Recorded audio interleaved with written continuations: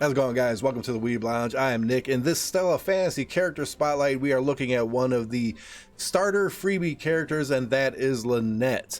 For whatever reason, it's a magic damage character that uses like chemical gun things, but she takes life serious.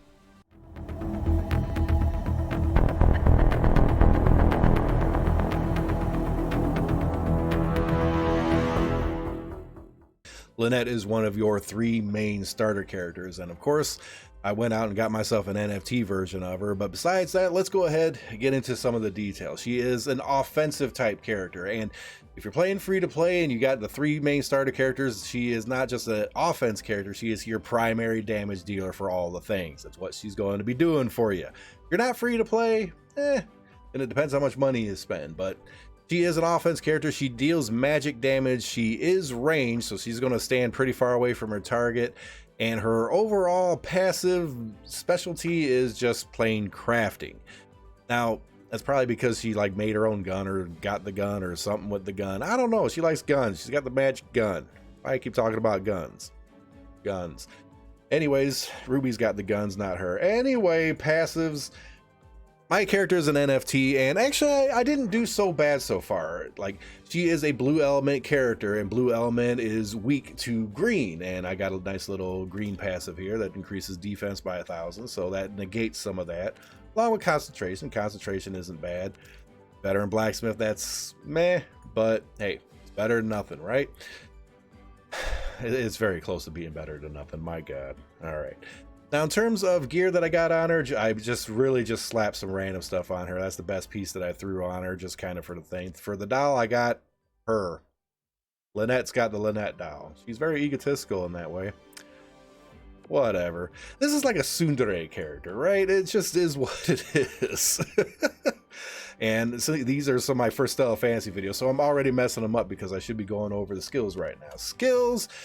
Overwatch basically attacks by firing 3 magic bullets. It's just like bang, bang, bang. It's a gun. It shoots blue bullets. Magic damage is what it is. Ice Fall. This is her minor skill. Fires a projectile towards the target, hitting the target, creates sub-missiles raining down from the air. So basically, it hits, and a slight little AoE thing happens above that character raining down. So it might not just hit that character, it might hit more.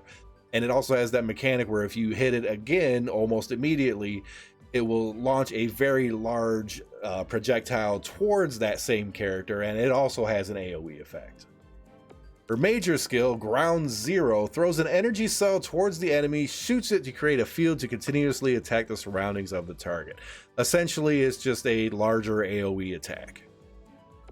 And the way she does it is pretty cool. The little canister, you watch her, she like throws it out there, aims the gun, shoots it midair or whatever, and it creates the big old wind or whatever. It's actually kind of neat. I like it. All right, scrolling all the way down again to the base stuff.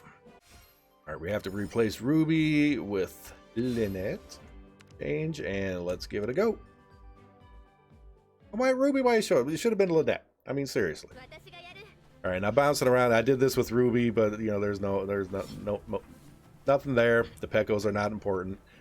We're just kind of dancing around. Bang, bang, bang, big bang. That's her stuff. I do like it just because it's, you know, guns and stupid. But let's use her minor skill here. Let's see. First time, does that. Got some raining effect. We hit both of them. Hit it again right away. Bam, big old blast. And then her major skill, throws the canister, hits it. Probably she didn't just like kind of kill herself. If it was the movie Twister, we probably would have saw a cow too. The cow was the most important character in that whole thing. No lie. But this is kind of a fun character, but that little 1-2 punch there I really do like. Shoot it midair. Nice little bit of damage and a victory. That gun, I like that gun. I do like that gun. It's kind of neat. But so this character is obviously for you free-to-play players out there going to be your primary damage, and this game, at least for now, is very, very much all about the damage. Okay, Ruby is going to be able to take some hits, just level her up, it is what it is. Lapis is going to be your primary heals. I'll be getting to that review pretty soon here, and you know, it just is what it is. Lynette is going to be your primary damage dealer, and if you want to get through these levels, the early ones at any kind of pace, you know, outpace the timer or whatever, you're going to need to do as much damage as you can. So Lynette is probably going to be your focus. Oh, and Ruby is probably going to be the one you're going to manually control because you want to keep mobs all kind of gathered up, and Lynette will probably be sitting in the back doing auto attacks and everything, doing whatever it is that she's got to do, keep them grouped up with Ruby or whatever tank that you're using. Lynette can then do auto attacks and do AoE, blah blah blah, and do fairly good. But again, for most of these characters, I'm going to be like, oh, do you know, just use what you got, or you try to get an NFT. Again, I do recommend trying to get an NFT of this character. Why is that? Well, your standard character isn't going to have the greatest passives or whatever, and like I mentioned with Ruby, and I'm sure I'll be mentioning it with Lapis, when you have the NFT, at least you can try to get different passives. The passives that you get are random. When the character is created out of the ether, the passive is random, and this way you can control. And with this character, you know, by having the green element in defense and the concentration, that's going to make my character a tad bit better than the standard freebie one. Now, I do have the standard freebie one, of course. You can't get rid of them or nothing. Let's see what she has. She's got mineral production stat. Gray. Yep. And she's leather over here. See that? Leather. But this one, crafting. That changes too. So depending on what character that you get really can make a huge difference. So, you know, just because you're free to play, you know, there's a lot of people out there who are free to play. It's like, I refuse to spend $1.